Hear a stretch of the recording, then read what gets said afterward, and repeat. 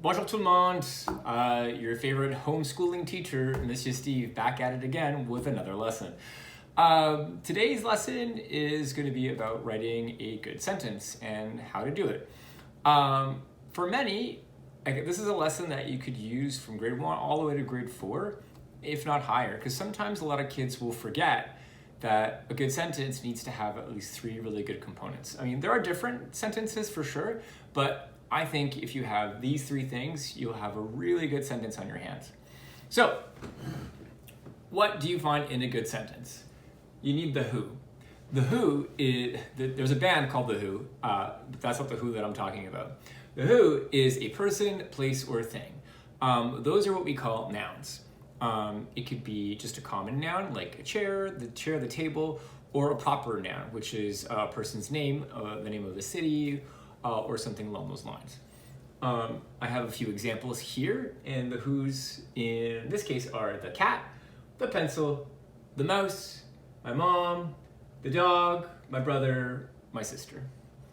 Now, what do they do? So you have the who, but what do they do? So we have for options, jumps, falls, plays, sings, loves, looks, watches. These, the do's, are all verbs. Verbs are, it's a fancy word for action words. So anything that involves movement or doing something. And the last category is the what. So if they're doing something, the what is really going to help you define what they're doing. So the cat, what does it do? It jumps. So the what or where, really.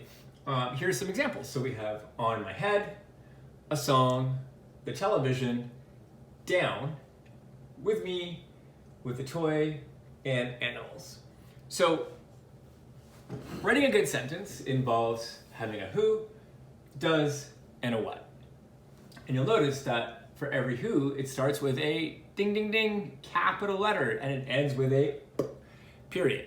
So using these, I'm going to mix and match, and I'm going to create my own sentence. And hold on, you're going to get a chance to do the same, but watch me do it first. So I'm obsessed with cats. I'm a huge cat guy. I hope you are too. And if you're not, totally cool. If you like animals, you're good in my books. I'm going to go with the cat. So I'm going to start off my sentence with the, don't forget your capital letter to start off, space, T-H-E, space, the cat. The cat. So what's my cat doing? The cat jumps, falls, plays, sings, loves, looks, or watches. I'm gonna go with jumps. The cat, don't forget your spacing, so there's a space after cat. You can even use your finger to create a decent sized space. So the cat jumps. So now I've got the who and the does. So the cat jumps with a toy. Is that really, that could work. The cat jumps with a toy, sure. The cat jumps with me, yeah. The cat jumps the television, that doesn't really make sense. The cat jumps on my head. You know what, I'm gonna go with that. The cat jumps on my head. So, the cat jumps on my head. Capital to start, period at the end. So, what you're going to do now is you're going to grab a piece of paper and a pencil, and you're going to write a bunch of sentences on your own. You could use my examples here and sort of mix and match. So, the mouse sings, what does the mouse sing? A song. That makes the most sense. So, you're going to go ahead and hit the pause button, and you're going to go have some fun with writing some sentences, and then you're going to come back to me when you're done. So hit that pause button now. Welcome back. I hope you had some fun writing out a multitude of sentences. They can be silly, they can be funny, they can make sense, but just make sure you always have the who, does, and what, capital to start, period at the end, and you want nice proper spacing in between your words. And of course, writing neatly on the line. Now that you've written that sentence, what you're going to do, or those sentences, hopefully many, is you're going to take a chance to find someone at home. It could be your mom, your dad, your moms, your dads, your grandma, grandpa, sister, brother, animal, and maybe a stuffed animal. And you're going to read those sentences out loud.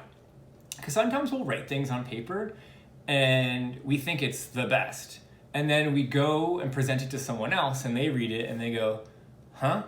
Because our sentence actually doesn't make any sense. So you reading it out loud to someone else, or even just to yourself, you'll hear it and you'll know if something doesn't sound quite right. And what do you do if that happens? Well, you fix it. You make corrections, because we all make mistakes. I make a whole lot of them, and it's about learning from those mistakes. Once you've done that, I think you should do it again and again and again, because the only way to become an expert at something is to practice, practice, practice. So I hope you had fun writing sentences with me today, and I'll catch you tomorrow with a new video. Thanks so much for tuning in. Au revoir!